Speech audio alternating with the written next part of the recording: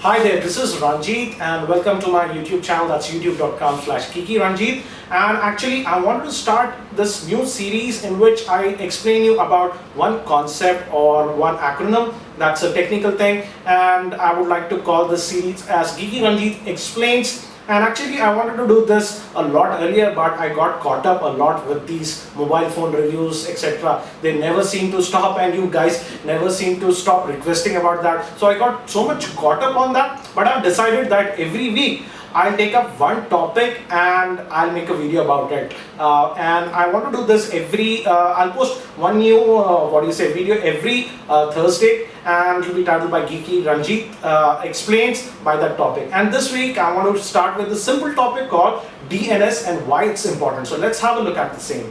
So we're going to use a whiteboard for this, and the first thing about DNS is the full form. It's DNS, stands for Domain Name Service. What the hell is this? Doesn't make any sense.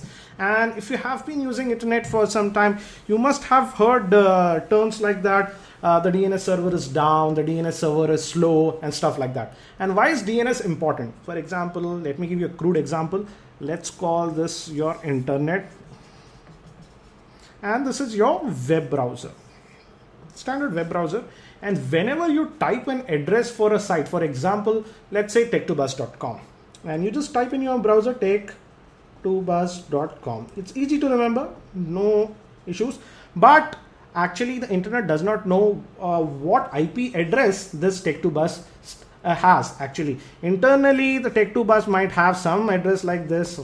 It's not the accurate address, I'm just typing something, but it will be something like this.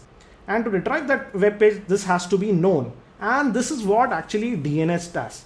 And let me give you a very crude example. Let's say we have this DNS server. Just think it's a server, okay? And when you type tech2bus.com, that request actually goes to this DNS server, and in turn this DNS server will resolve it. It's called resolving whatever the internal address might be. That's 128, 124 dot whatever. You don't have to remember this. That is actually given up by DNS, and now you get the web page. So that's how DNS works. Think in very simple terms. I would say think DNS as a address book. It's a very big address book. Importance of the DNS is that if you have noticed, it sits here in the middle.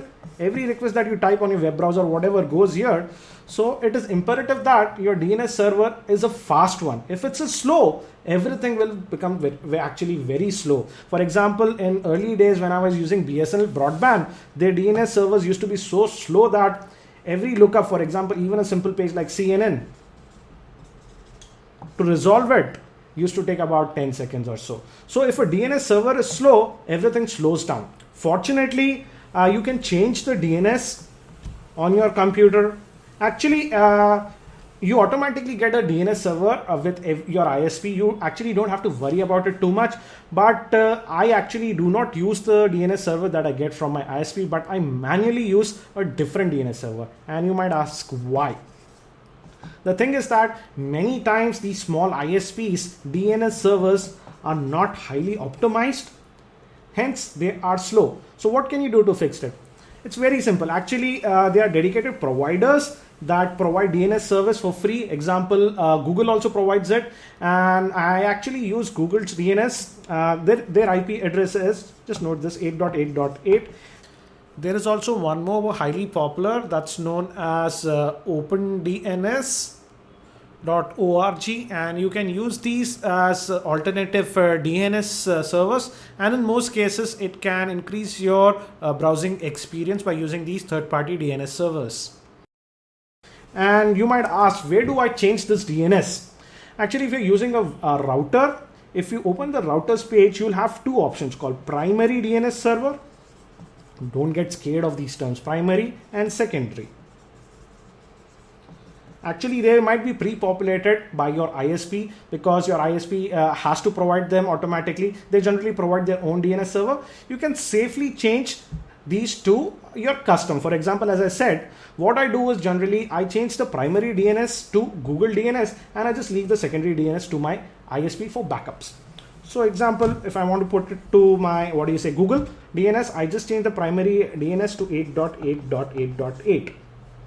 If you do not have control of your, Wi-Fi router, and you don't use any router or anything, I highly doubt. You can also actually change the DNS server that you use directly on your computer. The procedure will be a little bit different for a Mac or a PC. I won't get into that in this video. But that's in a nutshell. DNS, just think of it as a big directory. And if your DNS server is slow, your entire web browsing experience will become slow. So it's a good idea to use third-party DNS servers unless your ISP is highly proactive and the DNS servers are very good. So I hope this video makes sense and now you have a better understanding of DNS. Also, it's imperative that the DNS server that you use is trusted. So don't just use any DNS server that you find on the net, but use only trusted DNS server, because, and let's say your DNS server is, has been infected, then that can be a big problem. For example, you might type Yahoo Mail or whatever. Instead of going to that, it can go to a malicious site. So it is imperative that the DNS servers that you use are trusted. Just don't blindly just go and use any DNS server that you find on the web, and stick with the reliable guys. And I can vouch for Google DNS, that's 8.8.8. Again, OpenDNS is one more place that you can look at. So I hope this video makes sense. This is for the DNS. So this was my first episode of Geekyranjit Explains. In this episode, we took the topic of DNS. I hope you found it useful. Now I am just hoping that you have a little bit of better understanding about DNS and what it does. Again, please post your comments in the comment section. I'd love to hear that. And also suggest topics for next week. What should I take up? Again, thanks for watching. This is Ranjit and I hope to see you in my next video.